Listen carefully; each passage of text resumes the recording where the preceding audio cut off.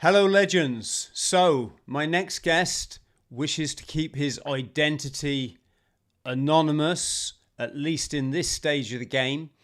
And that's a good thing because that tells you the nature of what we're going to be discussing is, well, it's that. It's of a sensitive nature, and hopefully we can get to the bottom of a few things. So, let's get into it. Hello, Chris.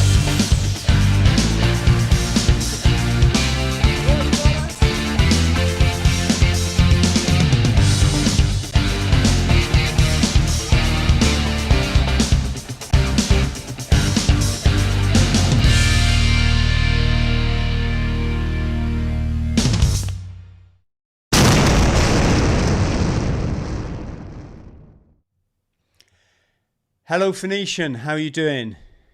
I'm well. Thank you for having me on. And like you mentioned, yeah, I just want to remain anonymous for the moment. That might change in the near future, but at the moment, with things with family and work, it's just the way I'm going to do it for the moment. Yeah, no, not a problem. It's great that you've come on the show.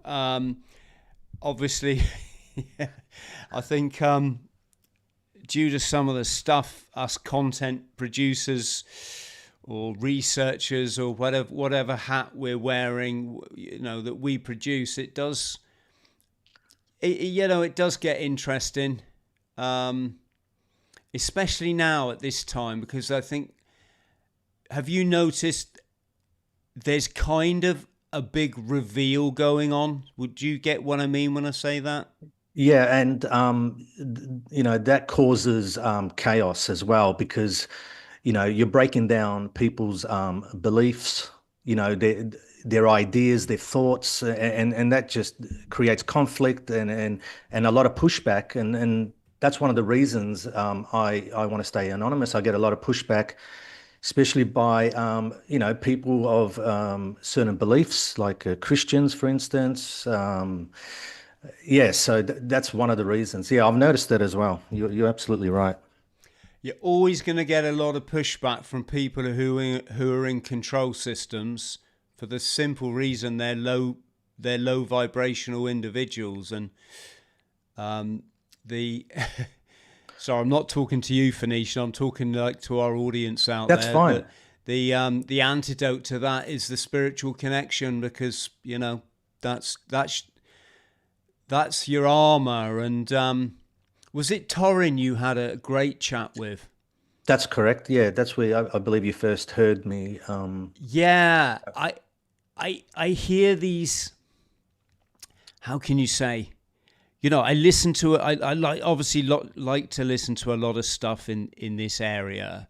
Mm, And I gave a speech the other day. It was a freedom festival, and I did sort of open up by saying, "Folks, you're going to hear a lot of wonderful speakers this weekend. All of what they're saying is incredibly valid, but I just want to say right from the start, before everything you're about to hear this weekend, whether it's common law, whether it's the history of this, whether it's the international slavery, whatever, mm, comes God's law, right. and God's law, another name for it, is spirituality.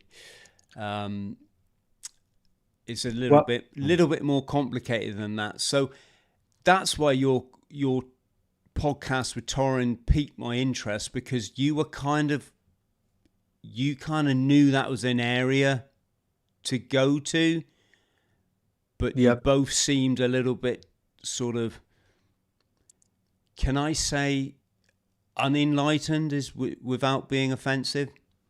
yeah. I mean, that was one of the areas that the controllers attacked first, the spirituality. That has to be the area that they need to commandeer, I guess. When when Thorin asked me to go on his show, it was it was because he read my book, which is called The Secret World of Words, Yeah. and it's mostly about etymology in English language and how that the language is used to control, our thoughts and ideas and beliefs. I mean, that's an area that has always interested me. It's like, why do people believe the things they do? Why do they behave in the manner that they do? Why do they have such strong political beliefs and, that they would kill for? And I found I found the answer in the language, and the language is really just a program that our controllers, for a better term, use to manipulate us. Um, so if you can manipulate people's ideas and thoughts and beliefs, then obviously you're gonna manage their spiritual beliefs as well. That's part of it. So um, also, I believe that our environment, the environment we live in, is really a reflection of us, and again, of our thoughts and beliefs. So if someone wanted to manipulate the world and the environment, all they would have to do is program us, the people. And what I found was that was easily managed through language. And to my surprise, this wasn't anything new. I found that this is an old system that has been, used throughout history. So yeah. Yeah, absolutely. The reason I mentioned that spirituality is such a, excuse my language, it's just a bit of a shit word. It is. Yeah. What I mean when I talk about it is understanding your body's biochemical mechanism, Right. which connects you to the bigger picture, i.e., universe, spirit, God, creator, whatever people want to call it. And the reason I'm so hot on it is you mentioned the word, that obviously the word's always going to be really a real powerful Yep. method of control, hence why the merchants own all the media platforms. But also through the word, or through the abomination, if that's, or adulteration of the word, i.e. scripture, what they've done is they've taken people from that spiritual connection, and Yep. they've locked them into ego self, into 3D material matrix world where they go to this thing called a church every week. They get told these fanciful tales about people walking on water and virgins having babies, and they all go home patting themselves on the back that they're all good people. And I'm not saying they aren't good people. Christians tend to be good people, but they totally miss the true meaning of the scripture. And I know that you're a fan of Bill Donahue, as am I, a massive fan. Yeah, so my massive, yep. Yeah, and they're missing the fact that if you take yourself away from all that obfuscation and just be quiet on your own, then the answers will come to you through the mechanisms of firing off your pineal and your pituitary gland, making that connection, and then understanding how kind of fucked over we all are. Does that make sense? Yeah, that makes perfect sense. And I mentioned on that podcast that you listened to that I've had people in my life who've had experiences which could be explained the way you have with the pineal gland and the kundalini going off. I guess that's a way of describing it. I don't like to go there and use other doctrines to explain what's going on, but that's pretty much what happened. And one of the And most a few of these interesting people, details, these are all it went wrong because I don't think they were ready for it. And two of these people that I know ended up in a mental asylum. One was there for 10 years. So, that's a big chunk of that person's life, gone. And they all sort of say the same thing, that they came face to face with God, or God almost gave them a challenge. And with someone who's very close to me, the challenge was that she was asked to sacrifice everything of value in her life, and that was her family. So it's something that it's almost like a test. So God's giving you a test. How much faith do you have? how much faith do you have in me, and how attached are you to this material realm as well? That's an important aspect of this whole thing. And you're talking about the people who control the media and all that earlier, that through the movies and music industry and all the media that we consume, there is truth throughout it all, and it's placed there for people who've got the eyes to see it and who can understand this secret doctrine almost of what you refer to as like the Kundalini, and that rising yourself up, your consciousness so you can meet God. It is there for all to see, but just people don't look at it like that. They read everything literally. That's the way they read the Bible, which is incorrect, like you've mentioned with Bill Donahue. Um, so yeah, there is want for a better term.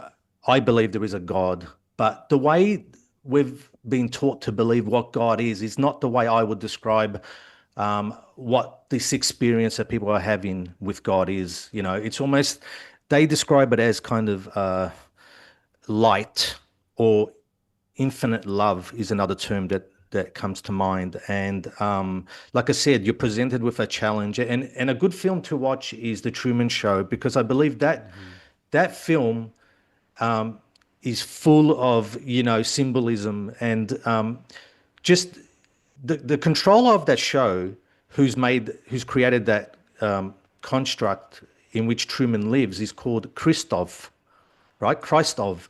And if we remember the end, when Truman leaves, he's prepared to leave this world behind that he was brought up to believe was real. So, he had his wife and all his friends in this construct. He had to sacrifice that and say, no, I'm going to what is real. And he exits the stage door at the end, and he puts out his arms stretched out like in the sign of the cross, because he's making the ultimate sacrifice. All right. That's what the cross is. It's that sacrifice that we all need to make in order to, attain that consciousness, as you put it. Yeah. Yeah, and another great allegory there, or symbolism, is he crosses water. Exactly, water. Yeah, he was always afraid to cross water, and of course, water in consciousness terms, or scriptural terms, is earth. Earth is your 3D matrix. What believe everything you see on the TV news consciousness. Water is people that have made that step to realize, hang on, there's something's not quite right here. This medical narrative is a bit weird. People keep falling over, and so earth, water, air, fire, and then ether being, God consciousness. Yeah, exactly. Water plays such an important part in all this, and they say humans are made up of 60% water. The planet is made up predominantly of water, and I also found that the language operates. It's almost another word for it is like the language based. English is a language based program, and so what I found was that the etymology of English, is there's this maritime or nautical theme running throughout the whole language. It's also present in our currency, money, what we call money. That's a water-based program as well. I mean, you just look at the word currency, current, to flow, water flow, liquidation, and it's all liquid. It's all water. I mean, I could go on forever. I mean, that's why I wrote my book, and it's anyone who reads that would see that I've put a lot of examples in that. Where I demonstrate, the nautical themes running through the English language.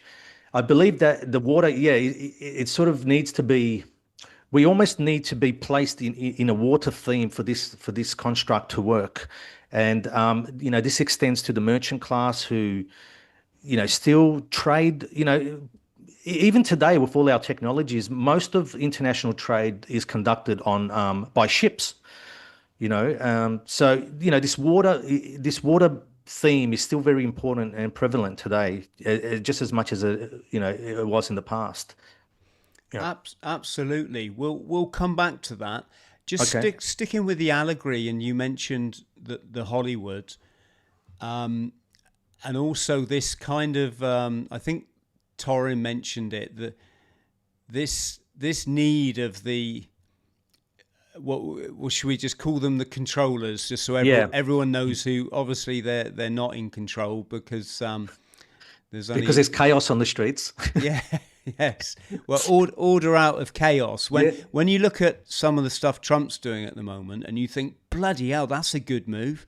You know, he's banning all this, what it looks like is sexuality in schools and transgender and all this fucking nonsense. You know, Yep. that's just designed to destroy people and keep them locked in their fragile ego identity, rather than, you know, realize that we're all born perfect. We are manifestation of God. Get out there, just fucking enjoy yourself. Stop worrying about, you know, how many pairs of tits you've got. You know, he looks great when he's doing that stuff. And then on the next thing, he's saying that, you know, he's getting BlackRock into Ukraine. And you're kind of, oh dear. So I really think sometimes, like, just don't try and understand this. It's order out of chaos.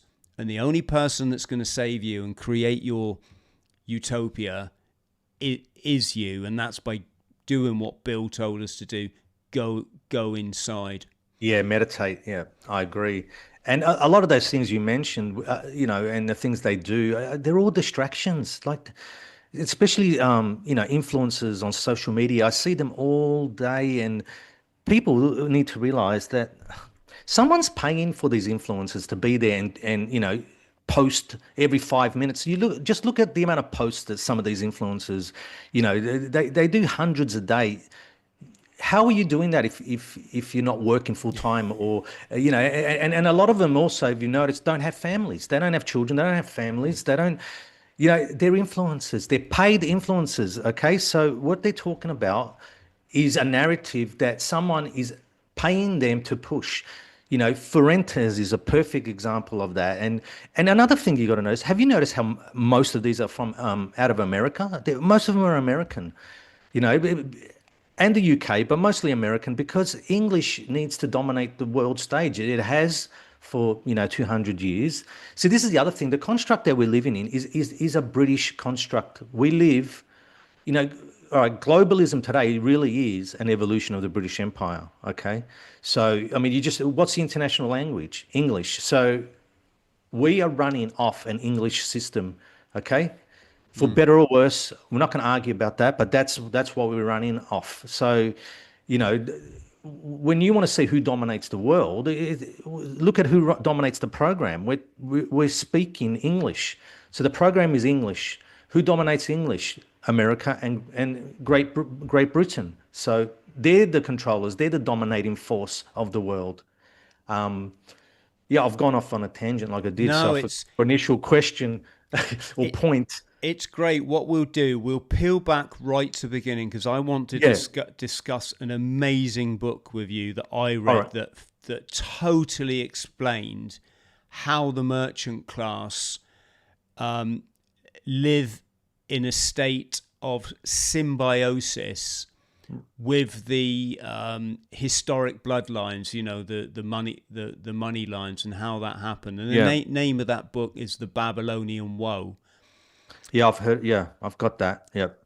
Yep. But before we come on to that, I just wanted to leave folks with the allegory in film that you mentioned, and a great example is the Star Wars, where you've got Luke, who's this young kind of upstart. You know, he's not happy to be in a Matrix. He knows there's more out there in the universe, but he's a lost entity because he's fatherless. And like a lot of people who have a poor relationship with the father, you can end up a bit of an angry, sort of, you know, fiery young man going in the wrong direction. And, you know, I'm kind of holding my own hand up here. And so then he gets this benevolent figure, Obi-Wan Kenobi, and he's like, dude, you've got to develop the Force. You know, you've got to go within yourself, and you've got to come up with this historic, eternal, infinite power. Yeah. This combine yourself with the energy in the universe, and you'll achieve amazing things. And of course, he does this, and he learns to fight to ward off the evil using this power. And even that bit where Obi-Wan, he mind controls the two stormtroopers when they come up and ask for identification or something. He says, you don't need our ID. It's just showing how powerful when you develop the Force, you can be against those that seek to do you harm. And of course, in the end, he finds that you've got the light side and the dark side. Obviously, your yin and your yang, your masculine, your feminine energy, your Adam and your Eve, you're represented by the white uniform and the black uniform of Darth Vader.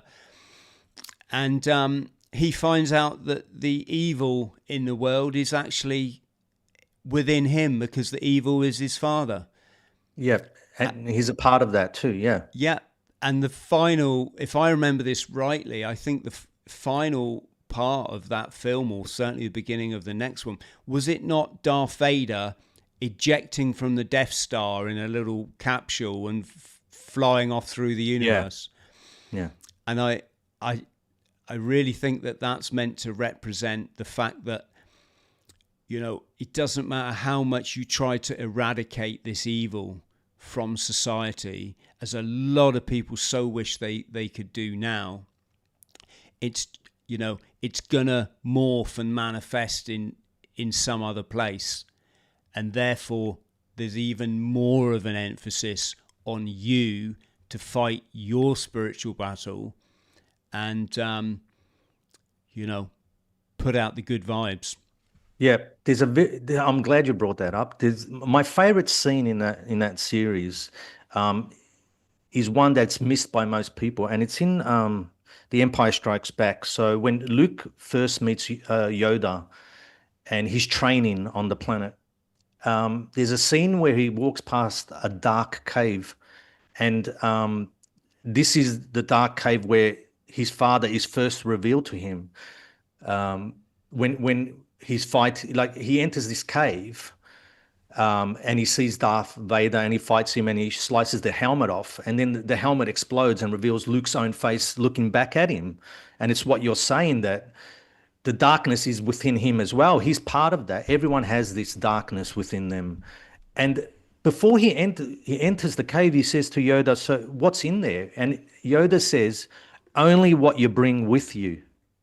You see? So he takes in, so he enters the cave, and he's going to bring with him what? He brings in the lightsaber. So then he's confronted with a lightsaber, and then he has to fight. So I'm just wondering, if he didn't take that lightsaber, that weapon in, he wouldn't be confronted with it. So I know there's a lot of symbolism in that scene. I find it's a very revealing one that a lot of people miss. Absolutely. One of the funniest expressions, I used to be a substance misuse specialist and working in what was essentially a methadone sort of operation. And one of my clients, he was a really funny chap. He kind of, well, anyway, I won't sidetrack, but one of his expressions he used to come about if he was describing someone who he didn't particularly like was, he could fall out with himself in the desert. Right?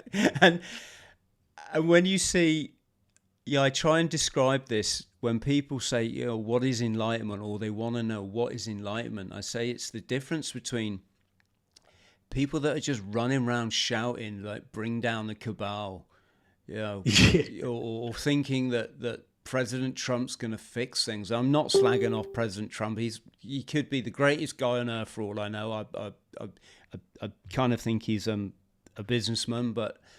Yeah, I don't believe they're in control. These people that we see on the world stage. Yeah, well, they're not in control, because control is energy, frequency and vibration, and literally they're never going to talk about that because they don't understand it. They've been brought up in big money families with big egos, and the thing is, Phoenician, with respect to people in that dimension, that they're awake and they want change, but they haven't made that step into enlightened consciousness, Yeah. is what am I saying? Oh yeah, it's like, dude, what have you done today to make the world a better place? What have you physically done? What changes have you made in your diet so that you're not just going to become a health statistic by the time you're 50, if you're still with us? Well, a lot of my friends are not. What have you done today to heal your childhood trauma? What have you done today to, exercise? What have you done today to raise the vibrations, so to speak? And I'd say to anyone out there listening that's wondering, am I that person? I think it's really simple. When I go running every morning,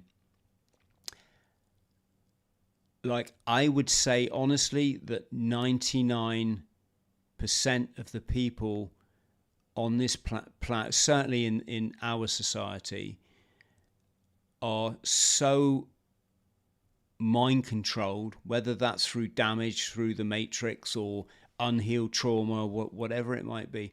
They physically cannot say hello to you. And I see this every morning because I go out running, and the reason I mention it isn't to judge people or try to make people listening feel bad. If you're one of these people that someone walks the other way to you, you pretend that you're on your phone or something. My point is, what you're missing is that person coming towards you is you. It's a holographic representation of the divine, of which we all are, and there is only one. So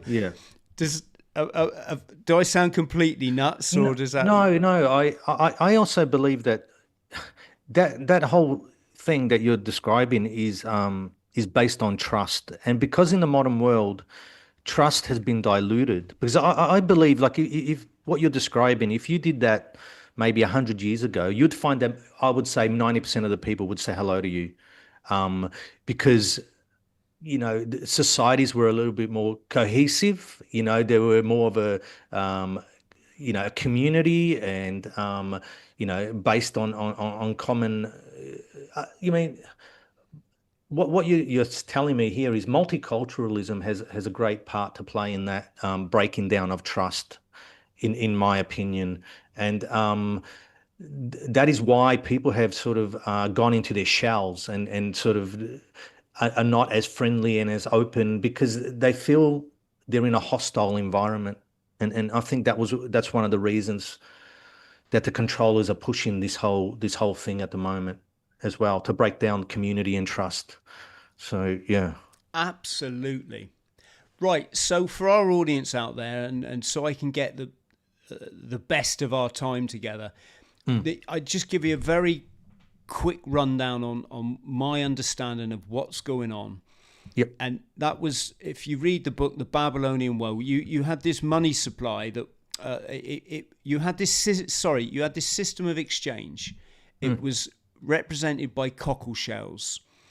And if, say, you came and painted my garden fence, and I couldn't reciprocate by giving you a chicken or whatever was the trade of the day, purely for survival, not for profit, not for interest, not for gain, not for wealth, just a simple system of exchange. What I would do is I'd give you 2 cockle shells, and it was recognized throughout the land, and possibly even the adjacent lands, that 2 cockle shells represents the value of painting a fence or swapping a chicken, yada yada yada. It was just that simple.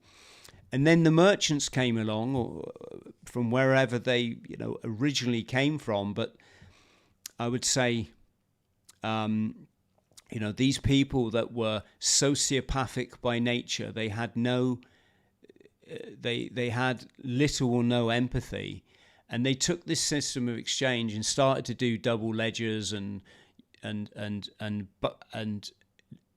lend out this lend out these cockle shells and demand interest on them, which was the first manifestation of usury. So they'd say, look, Phoenician, I'll lend you 10 cockle shells so you can go out, you can get your fence painted, you can get a chicken, you can, go to the market, you can buy yourself a new horse and cart or whatever the thing may have been. But when you come to pay those 10 cockle shells back to me, you've got to pay me back 12. And obviously we know where that system's got us today. And then what happened is these money lenders, as they were, they butted up with the leaders, so the kings, the queens, the religious people, all the people that should be looking after their tribe, looking after their population. And they said, hey, look, your wealth doesn't lie in looking after your people. Your wealth lies in like how much gold you can get stacked in the cellar. And we're backing this currency now. This currency, we're backing it with gold. And the more gold you can have dictates how the better person you are. And if anyone doubts if this, what I'm saying, look at the Queen of England, who was said to be the second, I think, richest person on the planet. Who, I'm not here to diss a dead person, but who kind of did what the merchants asked of her, as in sanctioned or turned a blind eye to all the illegal wars, and also went along with that medical narrative. And then if you look at your churches, you've got the same thing. You've got all this kind of nepotism and wealth and living in the darkness, in the all this child stuff that goes on. You can see that these people, they've become the fallen ones. They no longer look after their people. They do whatever they can do to get it for money, power, and pleasure. And as this came down through the centuries, the rich bloodlines, they knew that they had to have this symbiotic relationship with the merchants, otherwise they wouldn't survive, because the merchants were cutthroat. They'd find a way to pull the rug out from under their feet. I think the bloodlines actually hinted at this kind of the methods that were employed by the merchants, I think, was in that document called the Protocols. I think that what the bloodline families did is they recognized what was going on, that the merchants were networking to really suck the heart out of society into what the chaos that we've got today. Yeah. And these bloodlines, they put together this document, and they then pretended that they uncovered this secret document from the other side that was informing the world of this secret plan to, and it wasn't the merchants that had written it. It was the ancient bloodlines, the royalty, the kind of old English families or whatever it might be. And essentially that's kind of where I see we've come through today. Okay. But there's a lot of, obviously, confusion, Phoenician, in as far as clearly these guys love the planet Saturn, and we all sort of understand Saturn worship, yada, yada, yada. And then so anyway, I'll stop there and hand over to you to enlighten us all. Okay. So what you've described is really the standard conspiracy researchers' way of framing, history and money and how we got here. And I'm probably the only one that I'm aware of that sort of takes a different view of our past and current events. And this upsets people, and I'll show you why. So I've heard bankers, and there was I think the CEO or a banker from Goldman Sachs during the financial crisis in I think it was 2008, and he said in an interview that they are doing God's work. Okay, so I have found throughout history, this is what these merchants believe they're doing. They're doing God's work. Okay, so they see themselves as civilization builders. And like you said, look, with the shell story, it doesn't really matter what you use as money. Trade is good, okay? Because trade builds civilizations. You know, you're getting access to things that you haven't created, or you didn't have the knowledge of how to create new ideas. You know, this is what sparks civilization, trade between nations. You know, the point is it should be done on, you know, should be done in a friendly manner, not by force or war, right? But this is, I believe, their initial thought. This is what they wanted to achieve to begin with, was to build up civilization across the globe. Okay, and I believe that was, you know, this is a topic for another time probably, but it was because of a catastrophe that that we experienced in, you know, in the past, and then they took it upon themselves to take to rebuild civilization. Therefore, if they're rebuilding civilization, they're taking responsibility. Okay, so this is where all the law of the maritime law comes into it, and, you know, your birth certificate and all that, because what they've done is they've taken responsibility for mankind. So they feel they're almost taking on God's role here, because God abandoned Earth by destroying it. I'm just explaining what their thought process is, not mine, what they think they're doing. So they've taken God's role here because it was destroyed. They're building up civilization. So in a way, they feel entitled to take all the wealth and the riches, okay? And this is where the spiritual aspect of it comes into it. What they want to do is take all the wealth away from everyone, because they want you almost to come to the conclusion of, what do you value? Do you value material wealth, or do you, you know, are we here to gain wealth? Or are we here to, like you've said, are we here on a spiritual journey? What is our purpose here? So if they've taken all the wealth and all the materialism, and there's nothing left for you, what are you going to do? You're going to fight for that, to gain a little bit of that wealth, or you're going to go off and try and do something else, and, like you've said, develop your spiritual side. See, and money is currency, as we know. What's currency? It's current, which produces a charge, a spark, life. Okay, so money is just a vehicle to generate this energy that, you know, people produce stuff, you know, people with this charge, this money. And to be honest, most people wouldn't do anything. They wouldn't invent things. They wouldn't create things if there wasn't this ability to gain wealth from doing these things. And you just need to look at, you know, communist countries where, you know, no one's going to go out on a limb to try and create something that's going to benefit everyone but himself. You know, it's just our nature. So, you know, money has a purpose in all this as well. Okay, money isn't evil. Okay, it's the accumulation and love of money that is evil. Okay, when that becomes everything in your life. So, and what you were talking about with the merchants, they really. So I don't view the merchants as, okay, they're German, or they're Jewish, or they're English, or to them, national identity is important to us. It isn't to them. They move with the empires, and you can just follow their path throughout history. So, you know, one empire is powerful, and they control all the trade, and then that collapses. And then another empire will emerge, and then they control all the trade. But what I found is it's the same merchant families moving around to these different empires.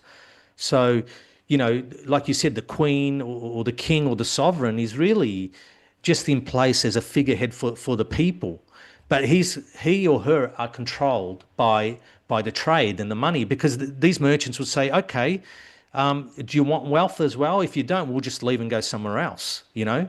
So, yeah. So that's the way I believe it's managed with these empires and these merchants. They just move with, and they're loyal to their family. That's what it is. Their family dynasties. Okay, and I don't like to place a label on them as well in terms of religion as well, because I don't believe. See, religions like Christianity, Judaism, and such are there for us. They're constructs for us to adopt, not for them. They understand that there's something more to spirituality. They do understand this, and I'm not with people who say they're demons and they believe in the devil. Or I actually don't believe in the devil. Okay, to me that comes out of that's a doctrine that's been thrust on us because anyone is capable of doing evil. I've seen good people do evil things. Does that mean the devil has taken control of that person for that moment? No, to me, that is an excuse for you not controlling your behavior or your feelings or your emotions at that particular time. So you do something evil. And when you're talking about Saturn, Saturn to me is just time. That's how Saturn was known in the past. Is time, and time is what? Time is a valuation of money, because we value money. Everything that we do in terms of our energy and our time is valued by currency and money. So they've taken control of the currency. That means they believe in time. Okay, because time is the valuation of money. And so that's why they would venerate Saturn, you know. Yeah. Yes. Yes, it's like I just go back to what I said earlier. I Mm. think sometimes it's good not to try to come to some kind of definitive construct of who Yep. controls the world, simply because there's so many different, factions involved. Um, and also it's notions of God, isn't it? Because their God might not be the God that springs to mind when we think of God. Um, I believe that they are aware of, they must be, of this consciousness that we refer to a lot. And I believe, see, another important aspect of this whole thing are cycles. So the merchant, I'm going to call them the merchant priest class because that's what they are, and they are the ones that gave us our religious doctrines as well. Um, and this is why in Christianity they say you're born in debt. Okay, you've got a debt to pay. You're born in sin. How can a creation of God have any sin attached to them when they're born into this world? Is beyond anything that I can comprehend. But Christians believe this. Why that is there is that the merchants are saying you're born a sinner. So what you need to do is pay back this debt. And what they are the debt collectors on behalf of God, the right hand of God, you see. This is what they've made themselves as. So you need to produce, and with your time, right, value that becomes currency, which they collect on behalf of God, because that's what the doctrine says. You see, this is what they've done, and by us believing that and giving energy to that. So, the Christian world, that gives energy to that idea makes it manifest in reality. Mm. But I mean, they've got a problem on their hands because, or maybe they foresaw this, that, Christianity is dying. Um, so it might be time for a different system. And this is where cycles come into it. They work by cycles. And these cycles, um, they use to create wealth. They use to manipulate people's thoughts. And these cycles can last 30 years. Sometimes there's cycles that are like, reoccurring after 100 years, 600 years. There are big and small cycles, okay? And anyone who's got experience, in the stock market, Wall Street, um, I mean, anyone who knows any billionaires will know that what I'm about to say is that they believe in astrology. We they might say publicly that it's all nonsense, but they believe it because it works. There's something to it. We're given this watered down version, this,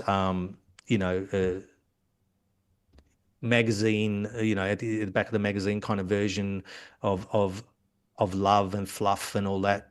You're going to meet some guy today, it's going to change your life. But this is not the astrology I'm talking about. I'm talking about the effects that the celestial cycles, the planets, the sun, what they have on us. I mean, and the moon, I mean, you just go out in the sun and you can feel the effects the sun is having on you. You feel better after you've been out in the sun. I'm just giving you a little example, but if you magnify that, 1,000 times, this is the energy I'm talking about. And this really is the secret of their power. The merchant priest class are the cycles and them being able to understand and read these cycles. And this may be a reason we see a lot of chemtrails. This may be a reason for them. What they're trying to do is lessen the effect of this energy coming through at this time, trying to manage it because they're trying to stay in power for as long as possible. Because I think what you were saying earlier about some kind of awakening or spiritual awakening that we need to attain is coming if we like it or not. It's going to come because it's part of a cycle that we're all connected with. And this is what they're afraid of and probably trying to minimize to some extent. Yep. Yeah, I realized then when I was giving you my who controls the world narrative, I kind of stopped abruptly. Of course, I'm not factoring in the fact it's such a difficult one. Clearly, by pushing organized religion on people, it's an attempt to stop people understanding spirituality, which is your real Bible. What does your Bible really mean? So, the Lamb of God is your pineal gland. Your bread or your manna from heaven. That's your soul sustenance coming from your connection with the divine. Fish, for example, equals wisdom. Go east of Eden is an allegory for accessing the right-hand side of the brain where your peace, kindness, empathy, and love hides. And when you look at society, you see how well they've done this.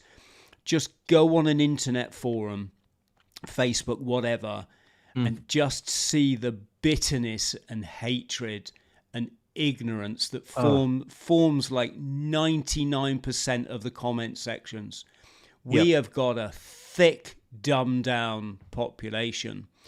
And I believe you're right. I was just showing something there. We allegedly come into the age of Aquarius. Yes. Aquarius, the water carrier, which is interesting when we said, you've got to cross water to get to your truth. Which is an air sign, by the way, Aquarius. People don't realize that. They think it's a water sign. It's an air sign. Oh, okay. So I can speak about that later if you want to, the air sign and why it's important. And of course, yes, you're quite right. When you look at what's happening in the skies, I was out there yesterday. I was on the beach doing some rock pooling with a certain favorite person on the planet. And I looked at the sky and I thought, everyone thinks this is a sunny day and they don't know the truth, do they? Just look at the sky. It's bloody hazy. It's this creamy, soupy kind of thing. And the sun is fighting to get through it. Yeah, the energy, yes. Yeah, and you're so right. And I remember thinking, do you know what? It's kind of nice to be on the beach today, but I'd actually rather be on the beach in the full glare of the sun like we had as children. And I think this is where it gets confusing, because when you look at how this Babylonian woe, this money system's come down, you see that Hollywood's job is to sell people on their ego by telling them. Hollywood sells the hero story. You've got over and over. You've got a summit. First you get your legs broken, and you're told you never walk again. Then you overcome that to climb a mountain, and oh my God, everybody loves you then. They didn't love you before. You was just a freaking loser. But now, and of course, you see that so much, particularly in young men. They all think they've got to join the military to Right. prove themselves. And as someone who's ex-military myself, I'm like, son, you've got no idea what it is to be a man. Going off to kill other kids, that doesn't make you a man. What makes you a man is making your connection with the divine, and then Yeah. putting out Wow. good energy into the universe and being a good father. That Yep. is literally sums it up, right? And so you've got your Hollywood, you've got your music industry does the same thing about the love that you say. She left me on a Tuesday, he hated me on a Friday, I'm a loser in love, love's never gonna, the whole music. I know there's some other tracks out there and some really cool Right. music around. I'm not saying that, but the central aim of these agencies are to lock you in your ego self and deny you the spiritual enlightenment. And when you see that, and you can understand why people get confused, because especially when you understand that scripture is allegory. The land of milk and honey is not a place in the Middle East, no matter how much, the Rothschilds want to invent and people want to believe it.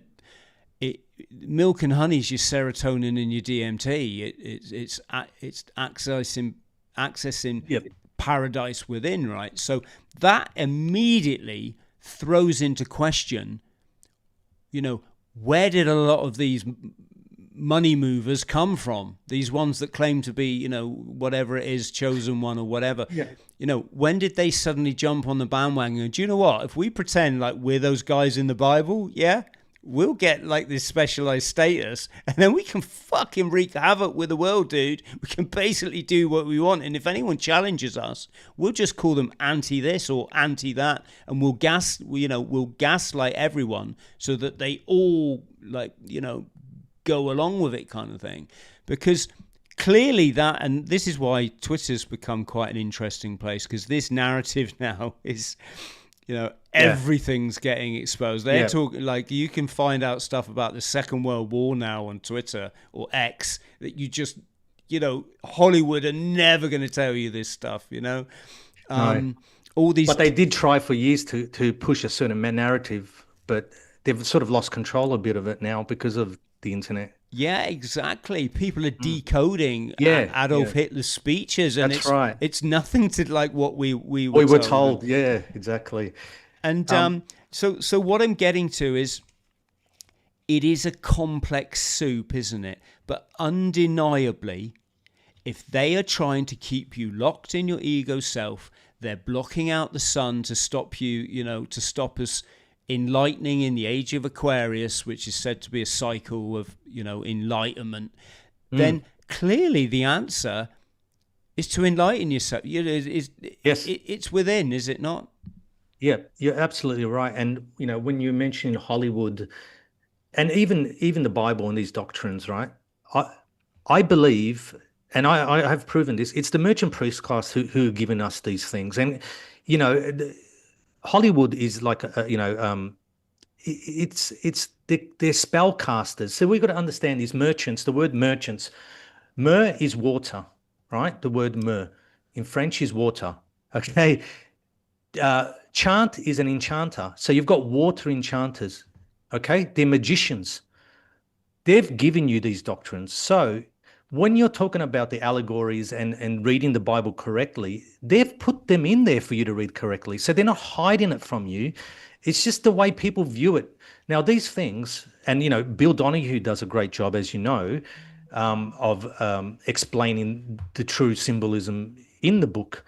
But, Hollywood put it in movies as well. And, you were mentioning the journey, the hero journey, he has to go through the fires, and that's alchemy. That's just, it's about transforming, metals, the base metals into gold, so then in the end, you're rewarded. So these things work on a few levels. You've got the base level, which is you read it literally, which is 90% of the people do. And they're locked in, like you said, they're locked in that way of thinking, really base level. That's like the lowest intellect. this is what these people, Christians, Muslims, whatever, who are reading this stuff and taking it literally. Yes, there was a Jesus, and like you said, the Holy Land and all that. That's the lowest form of IQ if you're reading it that way. Then you've got another level, which is, the hidden symbolism, and you've got another level which is sort of like astrology, astrotheology, and as above, so below, because the universe is a reflection of us. So what's the reading the stars and getting the information that way, and that's hidden within the doctrine as well. But then you've got the other third level, which is the one you're describing, and Bill does a great job of describing, which is about us, inside us, and our internal parts and how all that works. So you've got three levels there. Most people are basing their whole worldview on the first one. Okay. And now this brings me to another point. When you see people like Trump and all these world leaders going to the Wailing War and, doing it's all theater. These people don't believe it. Okay. I'm convinced these people don't believe it. And Netanyahu, he doesn't believe that crap. Their job is to make you believe it. Right. That's their job. It's not, they don't believe it. They want you to believe it. And this is what all these Christian influencers and Jewish influencers are online. They're just there to pay. They're paid to push this narrative for you to be stuck on this real low level, yeah. Yes, absolutely. It's this is why I say the people are awakening, that's no doubt. But they're not understanding that being awake just means you're still in the matrix, trying to make sense of everything with the apparatus that that created the matrix in the first place. It's like the person that says, if we could only just get rid of Donald Trump and we can get that wonderful get that Bill Clinton back, that'll fix everything. No. And I probably sound like I'm banging a drum, but I'm not, because I realize that the fight is within. I say this for the odd person out there that may have reached that point in their life where they're like, hey, Chris, I think you're kind of right, dude. It's, I can vote for Boris Johnson as much as I like, can't I? Or Tommy Robinson, or I can follow these, I don't mean this disrespectfully to anyone, but false idols, operate outside of yourself, and I mean, that's an interesting question as it is, because I don't just believe. I think people probably think they envisage, you just go and sit in a field with the sun on your face and do jack shit, right? And I'm not saying that, because if you understand your scripture, I think JC said you give unto Caesar what Caesar's, meaning there's always going to be taxes, there's always going to be this bullshit, right? Yep. But also you got to go within and give God what is God's. So I think we have to address this on both levels. Yes, you have to make people aware that this rampant illegal immigration is to destroy any sense of community. Exactly, and trust, cohesion. That your country has, whilst diluting everybody into these kind of home bubbles where everyone works from home on their little angry keyboard. With they no longer can say hello to people in the street because we become that freaking damaged. And so it's a quagmire. I've just pulled up water in the dictionary of sacred scriptures and myths. And water is quite interesting. It says, I just get it up on the screen for our friends at home. Water, it's a higher aspect. So it's higher self, friends, not lower matrix self. The great symbol of truth, or the eternal reality and source of all manifestation. Yep. Water suggests unity. This is the whole, that what I was saying, when someone walks down the street towards you, that's you in another body. So say hello to them, pick them up, nurture them, nurture their spirit, because there is only unity. There is only one, the all, the everything, of which we are a, manifestation. Unity absence of parts, which is unity, comprehensiveness, purity, and motion. So yes, you can see I like this. I like this stuff. Yeah, and water is what the merchants have, based our current world system on. That's how it runs. That's how it operates. And like I said, in the language with the nautical aspect of it, the money is water based. With currency, it's all water based. But you mentioned earlier that we are moving into the age of Aquarius, which we probably already are in the age of Aquarius, because there are certain signs that indicate that that's already the case. I mean, we need to understand it's not like a quick transition. One day you're in Pisces and then the next you're in Aquarius. It's a slow process over hundreds of years. You're slowly moving out of one and into the other. So for me, the signs were when air-based technologies were invented. So like the aeroplane, the radio, with airwaves, television, and so I would say the last 100 years or so is when we started moving into this new age. And now this is why we're seeing the currency moving into air. Digital currency is air-based. Okay, so that's why, and that's probably why it seems like the world is sinking. They're sinking the ship, the vessel, because they're going to create a new construct, an air-based construct. And a lot of this stems from money first, because we base our whole society on that, on trade and money. And so that will probably happen first, and then sinking the citizenship. Like this is what I believe is happening with all these immigrants coming into nations. Is what does citizen mean anymore? It doesn't really have any value when anyone can just jump on the ship and is a citizen. I mean, there's that word ship as well. Citizenship is just keeping you on a vessel, to navigate the waters. And if any of your listeners want to learn more about this, I've got a few. Well, I recommend they start with my book, where I explain all this water theme. And also I've got a few articles that, going into the history of the maritime law, where it started, why they developed it, and how we're controlled by it as well. So, yeah. So just quick question. And then I want to come on to timelines, because I'm a great believer that there's something quite hooky with our understanding of quote unquote evolution. Not the subject itself. I don't actually doubt evolution. I know a lot of people do, but I think that's kind of a limited hangout. I could be wrong, of course. But before we come on to that, yep. So when you look at what's going on in Ukraine, right? And I say this for clarification purposes. So in a nutshell, you've got Putin over there, who was actually brought up by the sect or the cult. Is it Chavabad Lubavitch? Yeah, I think I know who you're talking about. Yeah, these kind of ultra orthodox guys or fundamental. Yeah. And then you've got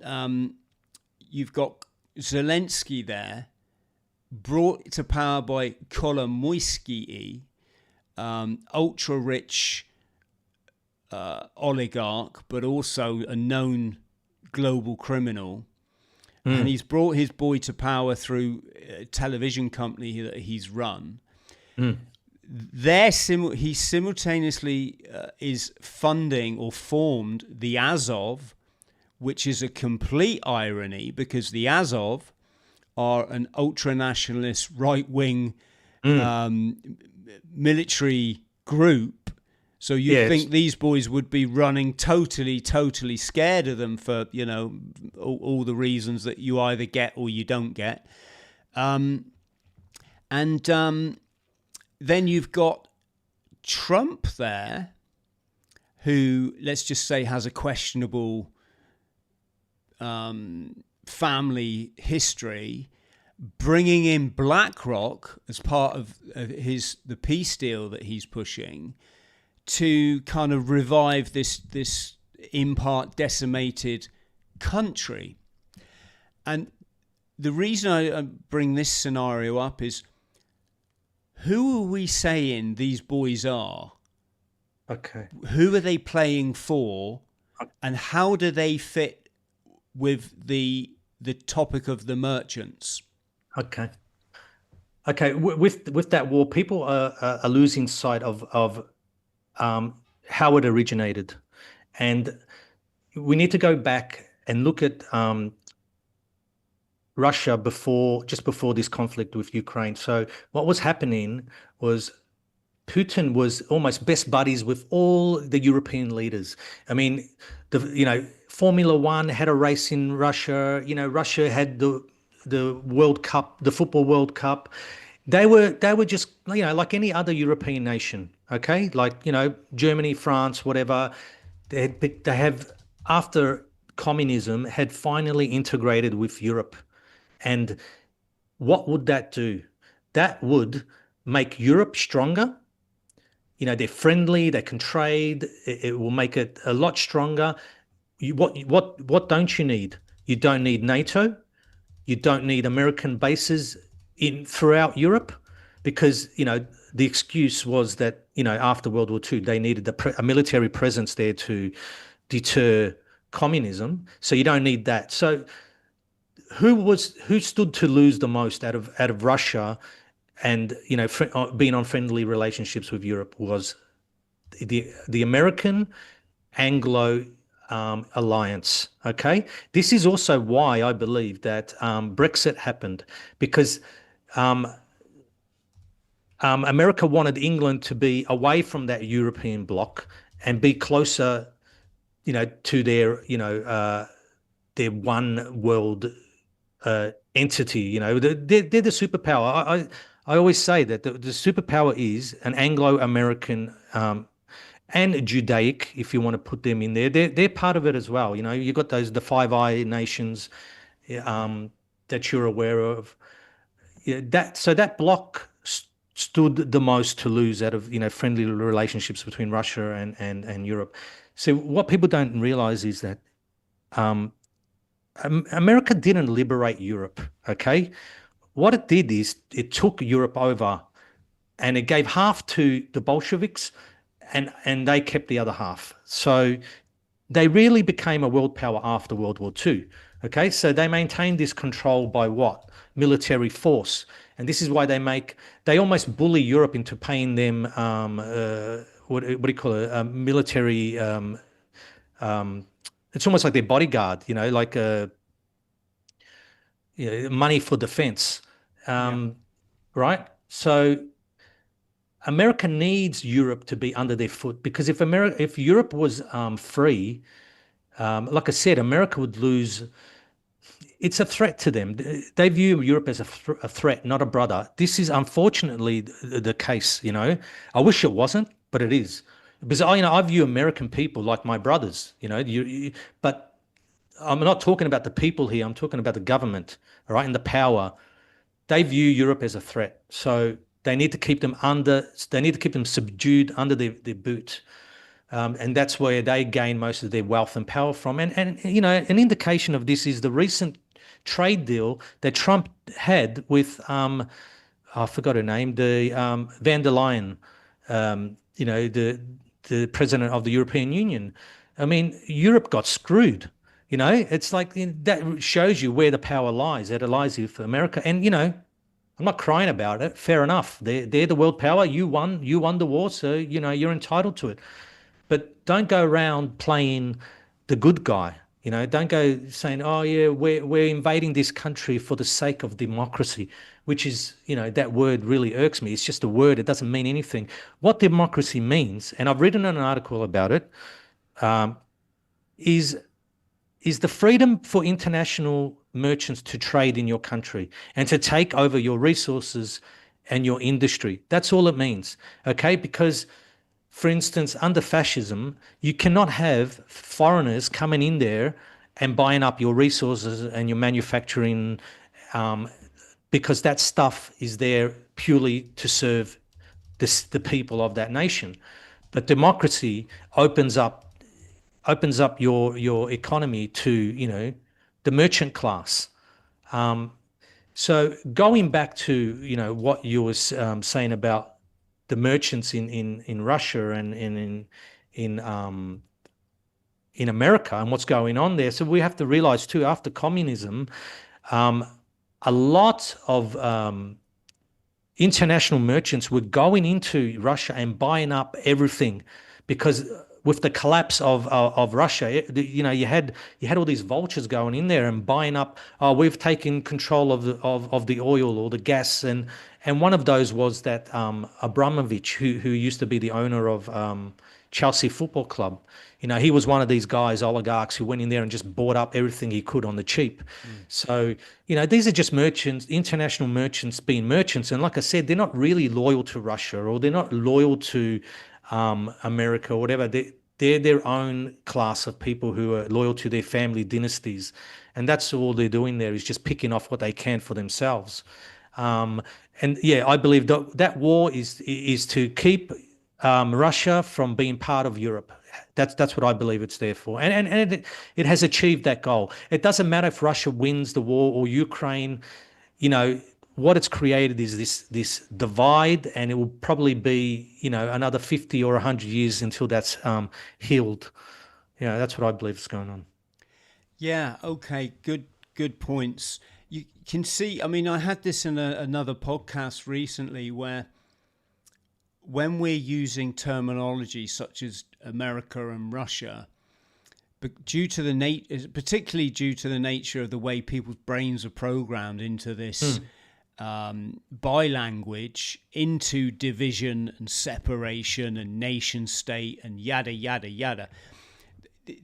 My thing is kind of, hang on, we're kind of confusing the issue when we talk about America and because what we should really be talking about is merchants and merchants, because they control both countries. Like, obviously they do. Church is bigger in Russia than it is in any other, Western nation, any other nation on the planet, I would say. So especially the Orthodox Christianity, which is the death of an Enlightenment doctrine. And again, this is where it gets confusing, because when you look at, say, I won't refer to the event directly. I always try and, as you probably gathered, I talk around subjects. People know exactly what I'm talking about.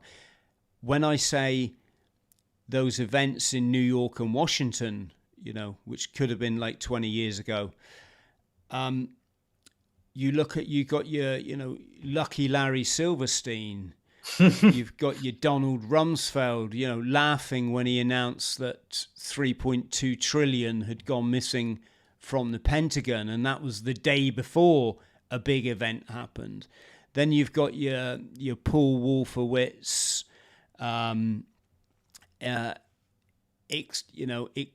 etc., all part of the kind of project for New American Century, what they kind of euphemistically termed the neocons, who all made billions off this, certainly collectively billions off this hideously evil atrocity that was committed not just on the Americans but on the planet. The mass trauma that's instilled in everybody that witnessed that event, and then the subsequent slaughter and the illegal, invasion in the Middle East and slaughter.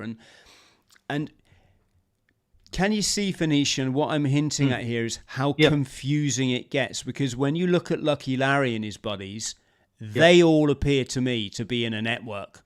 They are. But all right, the best way to view this is like the mafia, all right? Different groups of mafia. So, right. So, like, for instance, we'll just say, Chicago, for instance, or New York. You'll have different mafias, families, and they might be. I'll just give you an example, right? They might be, 4 Italian mafia families. They're all Italian, but they still fight against each other. They might not agree on everything. Sometimes they collaborate. For instance, if they wanted to, take out another rival gang, or take down the authorities. They might do that together, but then again they're fighting over other things. So this is how the merchants operate as well. So they're not all agreeing on the direction that they want the world to go. So you've got, and then you have ones in Russia that might not agree with the ones in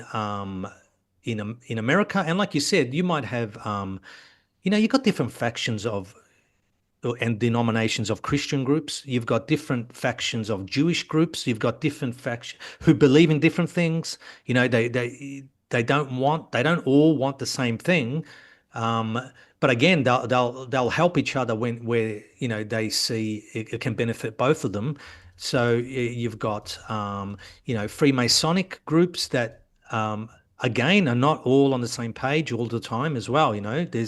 There's different levels of that as well. You've got different factions. So the way I view them is like mafia, really.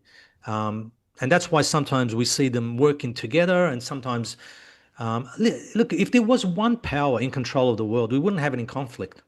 You know what I mean? It would just be them ruling, and everyone is just a useful eater, and that's it. I mean, this is why the current construct is created, because it benefits all of them. And the current construct is to keep us within this materialistic view, and to just keep us consuming. And this is why I believe, the final step of that is these multicultural societies where you don't have any unity, you don't have an extended family unit, you don't have trust, and people are just, like you said, they go into their shell and all they do is consume and consume, but you've got nothing else. So what are you going to do? You just, and this benefits them because you're away from, spiritual pursuits, family pursuits, that, all these things, and you're just in this materialistic environment.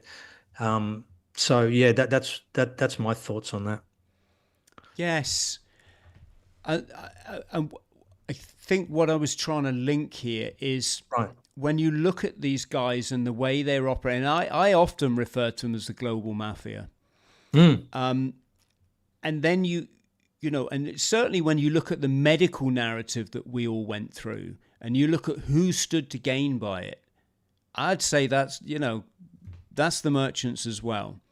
Oh, definitely. Look, vaccines is the area I look towards for any change, because I believe if any change, like how people often say, there's change happening, there's a great awakening. I just say, wait a minute, are vaccines still mandatory? And I'm not talking about COVID vaccine. I'm talking Yeah, about yeah, all we got to vaccines. be careful where we go there. But Okay. I totally get, you know, I totally get what you're saying.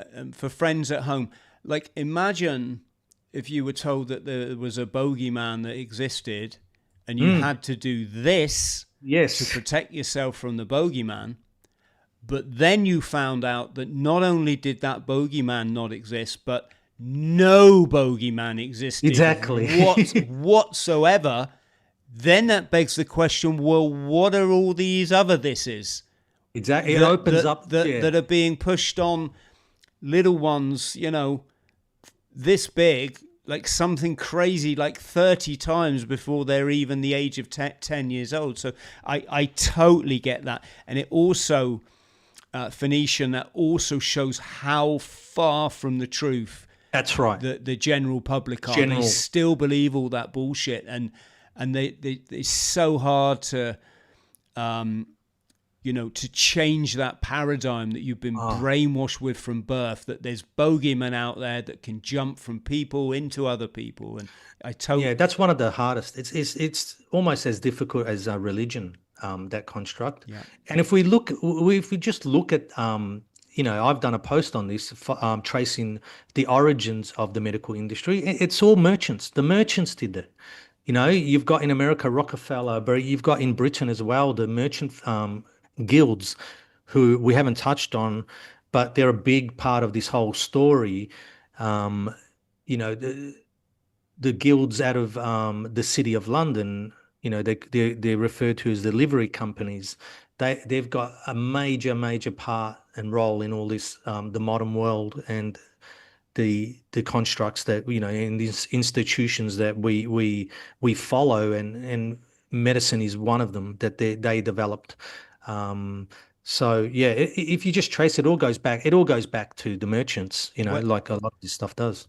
when you the events in New York that I was talking about, Yeah. when you look at them and you see that, just take Afghanistan, Mm. which was the first. A lot of people don't realize this; they think it was Iraq, but no, it was Afghanistan first, and on the premise, or the totally false notion that they had training camps for the people that did the thing in New York and Washington, right?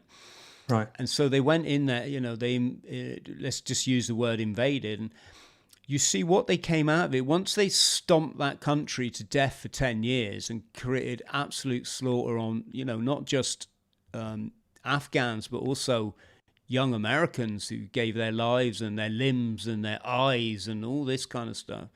As in, I'm talking servicemen, service personnel, sorry. And what happened after they'd been in there and upset the Taliban, they literally got up and walked out in one day and left all their hardware behind. So that completely negates the narrative that they had, I don't want to say the T word, but the errorist training camps there. Okay. But also, who came in? Then my understanding is the Chinese came in to do deals about the lithium mines. Oh no, I wasn't aware of that. Yeah. And then when you look at the lithium, because Afghanistan is a big, source of lithium, and then you see what's in the electric car batteries that Elon is producing as part of what I would just say is part of the smart grid. You can't be traced in your car if you're not part of the smart grid, and certainly, through your electricity meter, so to speak. And what I'm getting at is not just to keep sounding like I'm, mad on conspiracy, but is all these events are linked. The medical, the New York, the lithium, the smart grid. And so what I want to get to the bottom is it's all well saying there's these different factions of global mafia, but you can understand why people think, hang on, no, there's a new world order. They're all singing off the same hymn sheet in apparent, completely isolated events, which when you see the bigger picture and join the dots, as David Icke says, you start to see that, hang on, maybe there is this dark monolithic conspiracy that operates through covert means that JFK tried to warn the world about. Yeah. Well, a lot of it could be to do with the new age that we're entering as well, and they need to get onto off the water-based system and onto this air-based system, and perhaps they're fighting over who gets to control that new, the next 2,000 years or whatever, the new construct. Perhaps that's why they're all fighting for like you said, the same things, and to implement this system that is going to be like, anything to do with digital, like you mentioned, is air-based again. So people got to remember that it's air. So digital's air. So maybe that's different factions fighting to see who controls that. So that's maybe why they're fighting for, like you said, the mines, the lithium mines, and because who holds that is going to hold the power for if the world's going to be constructed on the back of that, then, they want to be the ones to control it. Yeah. But I don't know if I just I know it's probably a little bit of wishful thinking that can we really keep going the way we're going? In this, like and you see this especially in English-speaking nations, how our governments have become, 1984. The more you're going to push people into that, the more you're going to put your foot on their head, the more they're going to rebel. So I just don't believe that that's going to work long term. It's almost like they're pushing for a reaction. They want this reaction, and there's a lot happening in the UK at the moment with protests. Um, you're not going to keep that down for much longer. They're just going to grow and grow. But I actually think that's a feature, not that they're expecting that and almost probably wanting it because they're not stupid people. Like we could see where this is heading. I'm sure they can too. So yeah, Yeah, absolutely. They don't care about the riots because what did revolution ever bring about? Just more suffering and misery. I mean, yeah, look at Che Guevara on Cuba as a great example. It just turned into a socialist experiment gone wrong, really, with Fidel draining all the money out you know through his various ill-gotten systems, ill-gotten gain systems. mm, Um, what was I going to say? Yeah, I think what they fear mm, is people understanding energy, vibration, and frequency, i.e., spirituality, i.e., enlightenment. They don't care. You can drive up to London in your thousands, even in your millions, and throw as many rocks as you like at as many yeah, policemen as you like. mm. It's not going to change the fact that the you know the world is controlled by forces and principalities in high places. Yeah, I Um, mean, you're absolutely right. Sorry to interject, but mm, back on my earlier point, the reason they're in power, these people, is because we give energy to their constructs. So you're right about the energy. You need to shift that energy away. So one of them again is religion. If you're giving energy to their construct, which is, for example, the Wailing Wall, Israel, yeah, they need to be there, they're God's chosen people, they were there first, or whatever, or Palestinians are terrorists. What you're doing is by you looking at it, reading it, typing about it, giving your comments, whatever you're doing is you're giving energy to that construct. Okay. Right. So we're just fueling it, or you're giving it to whatever cause or thing that they've creating, because they create chaos. They kick the bucket down, and then you're going, oh my God, I've got to, clean up this mess. Right. Just like you said, if you shift that energy towards something else, towards you, if we all did that and stopped looking at them, um, and giving energy to their constructs, they would just fall away and die. I mean, there was an episode of The Simpsons where they did this, where all the billboards and signage came alive and started taking over the town, and destroying everything. And then in the end, they realized that if they just turned their back away from them, looking at them, they just collapsed. They fell away and died. So it's something like that. Mm. oh, excuse me a moment. That's right. I've mastered the art of coughing on camera, but hitting the mute button so I don't have to destroy the audio. Okay, right. This has been an absolutely fascinating chat. As you can tell, I said to you at the beginning, I always invite the guests on that I want to have a chat with. It's not that I want to dismiss my audience or whatever. Mm. It's just that this is where my life has led me to, are these incredibly deep and meaningful conversations with people that can help my life. And it's not always that I agree with I mean, it's quite a lot of guests. I really don't think they know as much as I do. And that's absolutely fine, because anybody watching, this is how you learn. You learn by listening sometimes to people who have a completely different opinion to Mm. you, and which you're never going to agree with. But you look at them and you think, how did they develop that opinion? I wonder what trauma they've been through in their life to have had to ask the questions that this person is obviously asking and come to this kind of conclusion. So just saying this for our friends at home, Phoenician, or listen to everything. So yeah, great chat. What I'd want to come on to before we say goodbye I just is wanted to say something about you. asking questions is so, so important. And if you break up that word as as and then king, as king, you're coming as a sovereign, as a king. A king, a sovereign, does not answer to anyone else, right? You're your own person. So that's asking questions. That's what it develops, your own independent thoughts. You're not subject to anyone else. Yes, absolutely. And it's nothing, this is why I think they brought in this cancel culture, which has pervaded society. I often see somebody leave a comment on my channel, and it says the words to the effect of, "What did you get this guy on for?"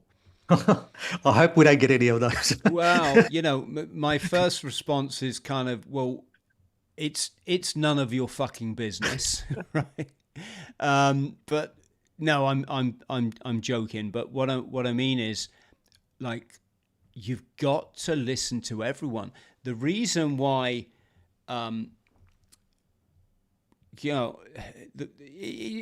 how can you get to enlightenment without learning stuff? You have to talk to people. You have to ask the questions. You have to listen. You have to listen to opinions that you don't agree with. Like I say, I'm repeating myself now, but could we come on to, first off, there's two things I want to cover. When you talk about laying the cornerstone, which is very Masonic in its sounding. I'm not trying to be conspiratorial. I mean, it actually is, isn't it? Was it esoteric? Yep. Yeah, some of the Washington monuments. I know they had a big. Washington's got incredible Masonic links, hasn't it? In its esoteric connections, and the shape of the owl, and was it 666 feet, I think, is the height of the Washington Monument, or the needle, or whatever it is. Anyway, you mentioned laying the cornerstone. Could you just sort of briefly explain that? And then I want to come on to timelines. Well, I believe you're referring to my article on my Substack. I'm referring there, like people say that, the Christ consciousness is the cornerstone in esoteric circles, and that that's what Jesus represents, is the cornerstone.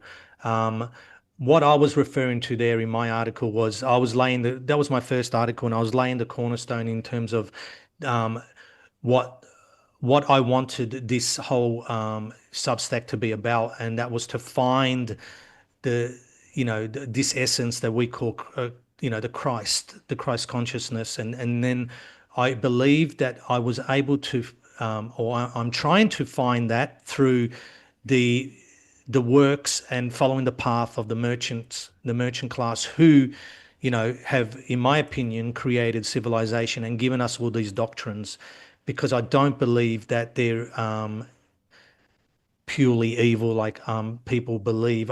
Because if they were, they wouldn't have put all these allegories and this symbolism in the works and in film, in the Bible, in the books. It's there for people who can see. It's not there for everyone else. Okay? You need to enlighten yourself. You need to raise yourself up. God's not coming down to you. You're going up. Okay? So this is what they want you to do, I believe. Yeah. Yeah, it's like, the story of Jesus isn't about putting a guy on the planet who thinks that he's absolutely divine. It was about putting a guy on the planet that wants you to understand that you're actually absolutely divine. So exactly. Yes. Okay, let's come on to the timelines then. And okay, I just want to talk complete history now, because I'm like this. They used to say we came out of the bowl of Africa 30,000 years ago, or they're still quoting that. People like that. What's that? Yeah. That Nouveau character, the World Economic Forum chap, Hari Nouveau, or yeah, we've got to stop listening to these people. Yeah, He's an Israeli. Yeah, You can tell I don't listen to him because I can't even pronounce the guy's yeah, name. But I yeah, have seen a couple of clips of him talking, and he's clearly been corralled by the dark network to be a spokesperson because he talks a load of shit. You know, he talks about how it's inevitable that humans will be bioelectrically engineered. You know, or shit putting brain yeah, yeah. implants, all No, this kind of stuff. Anyway, yeah, but getting back to the 30,000 years thing, I look at it like this. If you go back 2,000 years, the time sort of the alleged physical Jesus, I guess that was the Roman Empire at the time, and you look at images of people now, you could see that they looked exactly like us. And so we can extrapolate that 2,000 years ago, there was no evolutionary changes of note. And then you can say, well, if 2,000 years ago we looked exactly the same, pretty much 10,000 years ago, we couldn't really have changed much either. no, And then the notion that, okay, if 10,000 years ago we look like we do today, 30,000 years ago, there's no way we had, you know, black fuzzy hair, a jet black skin, and we were crawling out of Africa with a spear. So immediately, and I know that connection now is kind of been a bit debunked, but so you've kind of got that. And what I do is I want to take it back further. And the reason I did this was about diet. I truly believe that the diet that we eat now, our evolutionary self has not caught up with the ability to devour the amount of food that we've got on offer, particularly in the quantities that we can now devour it. So in very short, I think meat is very high on the acidic scale, as is refined or carbohydrates, full stop. There's no way that you could, you know, harvest a field of wheat when we were foragers living in the forest for millions of years. It would have taken you literally probably 20 years or something to go out there and forage enough grain, whether it be rice or whatever, to be able to eat 3 bowls of rice 3 times a day like we now can, or your Frosties in the morning, your yeah, fish and chips for lunch, and then your another carbohydrate. So that's how I got into it. right. I've really been watching my body's pH levels now for 20 years, and as such, I've never got sick. So I've kind of got a dog in this fight. You know, I've got something to promote here. And Okay. and then when I look at our evolution, and you think, my God, even though we think that the invention of fire and human tools was ages and ages, that was like our prehistoric no, when you do the evolutionary thing again, you realize it was really very recently. It's very recently we had the ability to make tools, light fire, and make, for example, meat palatable. Before that, it would be running up to a Raw, buffalo. yeah, Yeah, a yeah. buffalo if you lived in North America, and trying to grab it and bite a chunk out of it, which just is utterly ridiculous notion. So then I want to go back, Phoenician, and say, I think we've evolved over billions of years. Certainly from Oh, the right. original single cell organism. I Okay. cannot physically see how it even could be, a few million. And that also brings up the question then of how many civilizations could have gone before us Right. and been totally buried by mud floods or whatever the Mm. notion is there. And yeah, I just wanted to get your thoughts on that. Okay. Well, chronology is a big part of what I write about because I believe they've stuffed with it, and most of it was to obscure history, and also to obscure the truth about Christianity. Now, people listening to this might think that I give Christianity a hard, I'm pretty tough on it, but I'm just mentioning Christianity because the modern world is created on the back of the Christianity, okay? The Western world, the modern Western world. Okay. So I found I found the works of an English historian who was writing in the late 1800s, and when I read his books, it put everything into place. All the pieces fell into place, and what he suggests is that Christianity was written, the book, the Bible was written in the 1500s. Okay? So Yeah. it's only 500 years old. Okay? Now that's when we got it. The you know, our hands on it. Now what we need to understand is up until the 1800s, the early 1800s, only 12% of the world population could read and write. So even only 200 years ago, only 12% of the world are able to digest this program, to understand it. This is why I believe also they created schools, because what's the point of controlling people if they're not reading and writing? They don't have they're not running off the program that you want them to run off. That's what schools are there for, and that's what books are. Books are spells because they contain spellings. Okay, so they need people under this spell. Now going back, so Edwin Johnson believed that we're not that far removed from the ancient Greeks and Romans, and that's why when you look back 2,000 years ago, you don't really see that much of an evolution, is because we're actually a lot closer to them than what the standard history tells us. So he believes it was the ancient Romans and Greeks, then you know only 500 years ago, right? And then they created this Christianity construct and all this bullshit that comes with that. Going back to what you're talking about with evolution, I don't know if you're familiar with the works of Velikovsky, the Immanuel Velikovsky, who's a Russian uh, scientist, mathematician. He suggests, because he was looking in the history of evolution as well and catastrophes, and he believed that the world has been transformed even in recent times by um, celestial events that impacted the earth and impacted the environment. And there's also a group online called the Thunderbolts Project who've taken over his work and sort of continued his line of research. Now, he made an interesting observation and discovery, and he had a problem with evolution as well, and saying, how come this creature remained the same for like 1 million years, and then all of a sudden it grew legs, for instance, right? So you've got this evolutionary jump, but it was an instant jump. It wasn't, it didn't take another 1 million years or another 1,000 years. It just happened instantly. Okay. So what he believes is that there was an event, and this could happen.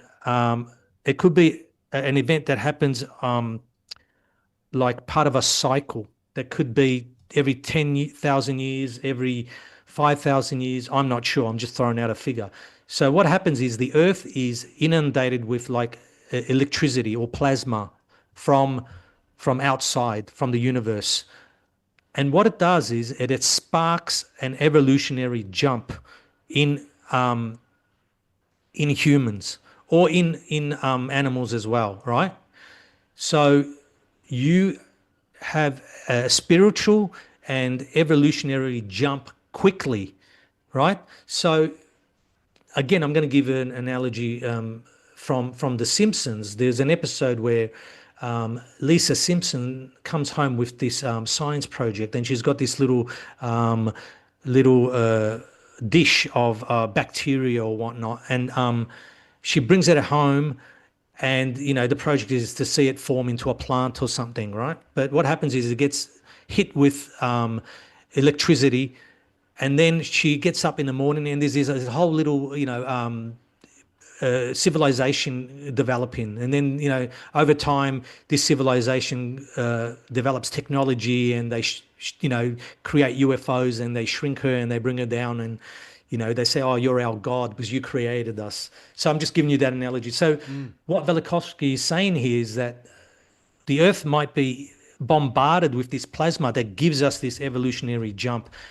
And I mean, that's why you see this huge step of development quickly, rather than this long period. So I don't believe that we don't necessarily have had to be here for billions of years. You know, if you follow this line of thought, it means that we've just the recent spark that hit us happened could have happened recently, and that's why we have this big jump, and that's maybe why we can um, access and digest these different types of foods through because we've had this spark hit us and change our makeup, change our DNA quickly, rather than at this slow process that the standard evolution teaches us.